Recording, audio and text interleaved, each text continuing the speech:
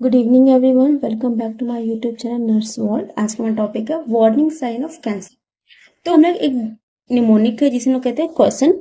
अब इसका हम लोग डिटेल में पढ़ते हैं। सबसे पहले कहते हैं C for change in bowel and bladder habit. इसमें क्या होता है, परसिस्टेंट हो सकता है कि लगातार पेशेंट को कॉन्स्टिपेशन या फिर डायरिया हो रहा है, या फिर स्टूल में यूरिन में ब्लड पास हो रहा है, या फिर यूरिनरी फ्रिक्वेंसी हो सकती है, फिर यूरिन पास करने में डिफिकल्टी आ रही है, ये हो सकता है। ए फॉर और सोर दैट डज नॉट हील।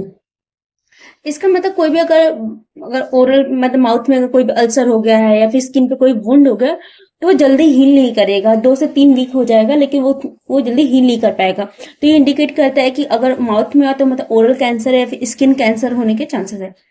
फिर इसके बाद यू फॉर अनयूजुअल ब्लीडिंग और डिस्चार्ज फ्रॉम बॉडी ओरिफिस।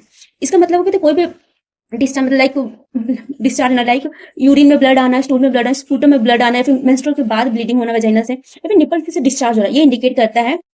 अगर डिस्चार्ज पे ब्लड आ रहा है तो ये साइन है कैंसर के। इसके बाद आता है टी, थिकनिंग और lump in any part of the body. इसमें क्या होता है, बॉडी में कहीं पे भी कोई भी लंप बन जाएगा, पेनलेस लंप हो जाएगा, लाइक ब्रेस्ट में लंप बन जाना, नेक में बन जाना। अगर ब्रेस्ट में हो तो ये ब्रेस्ट कैंसर को इंडिकेट कर रहा है, नेक में हो तो नेक में कैंसर होने की इंडिकेट कर रहा है।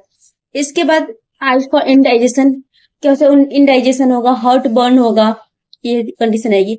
और फिर obvious change in what and मोल। इसमें क्या होता है कि जो वॉट है फिर मोल, उसके शेप साइज कलर में चेंजेस आने लगेंगे, उसे कहते हैं। एंड फॉर नैगिंग कफ और हॉर्सनेस, मतलब कि जो पेशेंट है वो बहुत ज्यादा कफ आ रहा है, अब वो 3 हफ्ते से ज्यादा हो गया वो कफ हो रहा है, उसे कहते हैं नैगिंग कफ और हॉर्सनेस। ये सब सारे साइन है कैंसर के।